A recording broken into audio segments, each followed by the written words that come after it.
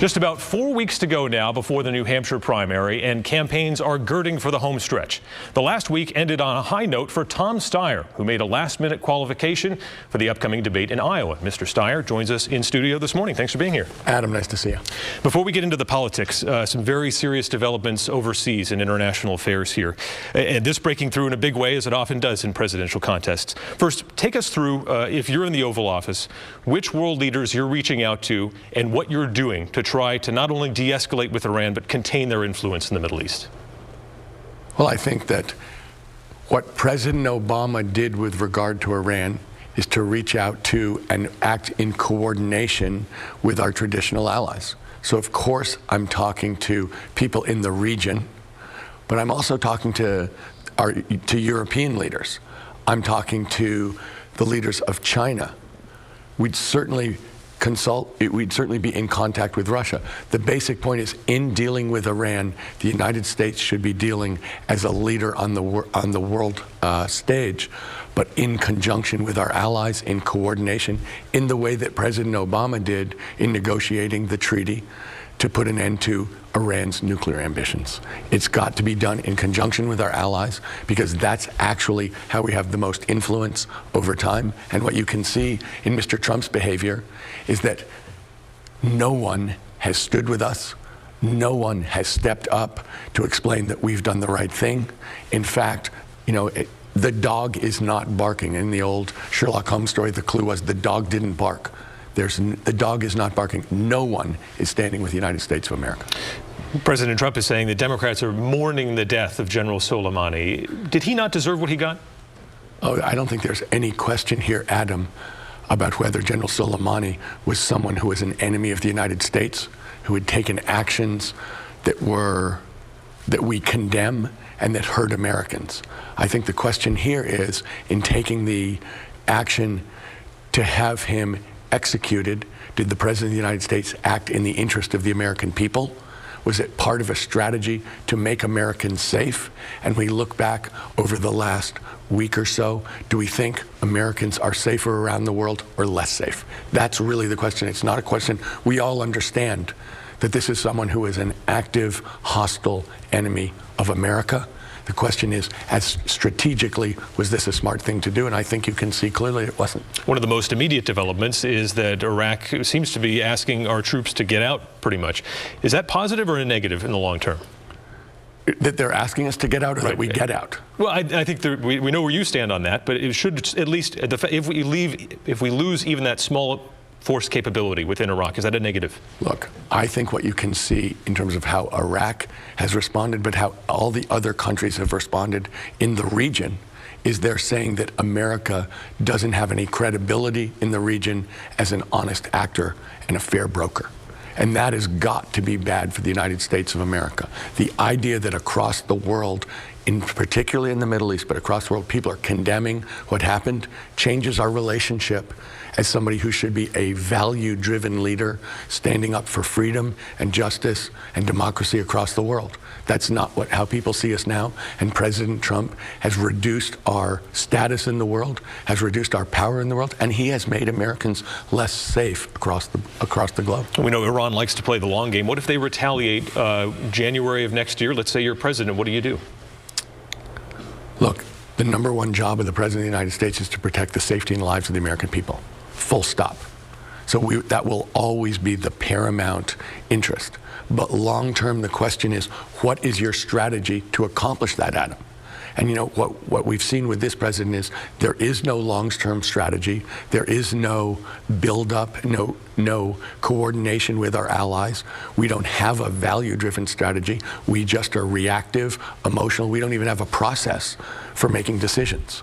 So the answer is, you're asking me a question as if that came in a vacuum, that we're reacting to something that happened, as opposed to controlling the action and pushing forward strategically to make the world safer for Americans, to give us a chance to be more prosperous and successful, and to stand up for America as what we are, which is the leader of the free world, the leader of the world in terms of justice and equality and democracy.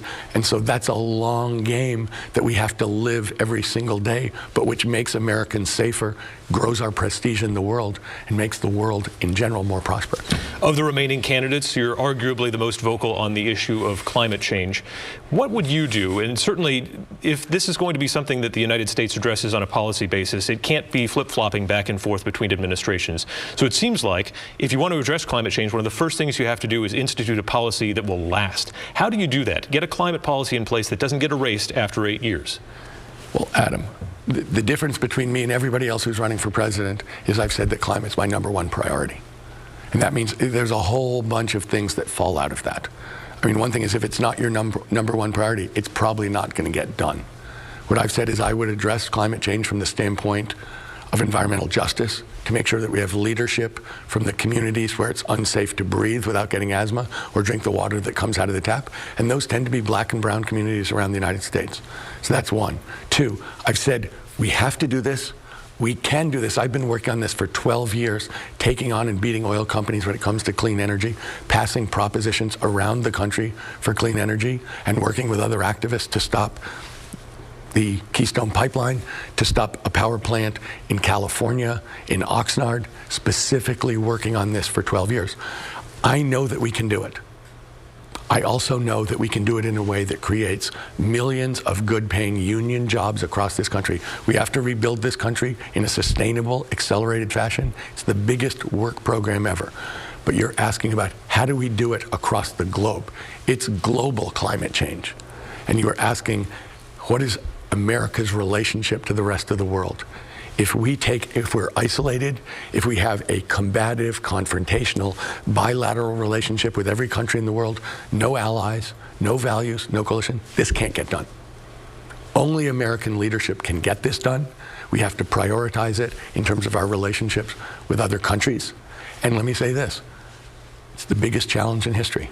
We can do it, and we can do it in a way that makes us better paid, healthier, more just, and gets back to the idea that I was talking about earlier. America is an idea. We're the people who lead the world in freedom, justice, equality, and prosperity. That's who we are. Climate change is the biggest challenge. We can reestablish ourselves, that we actually stand for things, and we can succeed together in the biggest challenge ever. You're out with a new immigration plan, and part of that is a reform of Immigration and Customs Enforcement, or ICE, essentially changing the corporate culture, if you will, of that organization. But what if you have employees there who don't fit the culture you want to institute, but haven't committed any violations? These are unionized federal employees. If they have certain political beliefs or certain views about immigration, how do you change what you want to change without violating their rights as workers? The way that you change an institution is you start at the top. You have a very straightforward set of rules of behavior and a culture of what the institution stands for. It starts at the top, and everyone has to live up to that. So you're saying nobody's broken the law. Okay. They have a job to do. We're going to define it very specifically, and it's going to include treating people in a just and humane fashion. And so to the people who don't live up to that code, it's unacceptable. Absolutely unacceptable. So if you want to reform an institution, you have to be clear about the rules. You have to be clear about what it stands for. You have to have leadership that lives that culture and that strategy, and you have to enforce it absolutely rigorously so that people understand that we have a completely different way of doing this. That what's been happening is we've had a rogue agency, and it can't continue. You've had some very positive polls lately. They're in states that come after Iowa and New Hampshire. So what's the strategy for you here in the first two states? Do you try to make a splash here, or are you looking now more at South Carolina and Nevada as places where you're going to start to knock down some big dominoes? Adam, all four early primary states, in order, Iowa, New Hampshire, Nevada, and South Carolina are incredibly important to us. There is no way that we're not serious about Iowa and New Hampshire. And so I'm here right now. I came from Iowa. You know, those are two states that are of absolute critical importance to us. I spend all my time really trying to get in front, face to face, with as many people in those states so they can get a chance to hear my message about a broken government bought by corporations and my history of fighting and beating those corporations over 10 years and my desire to reform Washington, including term limits of 12 years for Congress people and senators. My attitudes about climate, making climate my #1 priority, but in a different way from other people. And the fact that I can beat Trump, that I started a business, I have true business experience and expertise, and I can get us on a stage with him and go toe-to-toe and take him down on economics, which is the only thing he has going for him at this point. You've taken a beating from some of your fellow candidates just based on your wealth. And it's not like you're some sort of mustache-twirling robber baron or anything like this. You've spent a lot of money on progressive causes. Isn't it a big problem for Democrats that some people are trying to demonize your financial success? Look, from my standpoint, and you referred to it, Adam, I've spent 10 years putting together coalitions of Americans to take on what I think of as unchecked corporate power. And together we've been winning. And I started the Need to Impeach movement, which was a statement. 8.5 million people signed that petition to say, this is the most corrupt president in history. Do the right thing. This is a matter of right and wrong. And that called their Congress people and emailed their Congress people and really dragged Congress to look at this as a matter of right and wrong. So I'm doing the exact same thing here. I'm running because there's a reason for me to run, and that's the message I just gave you.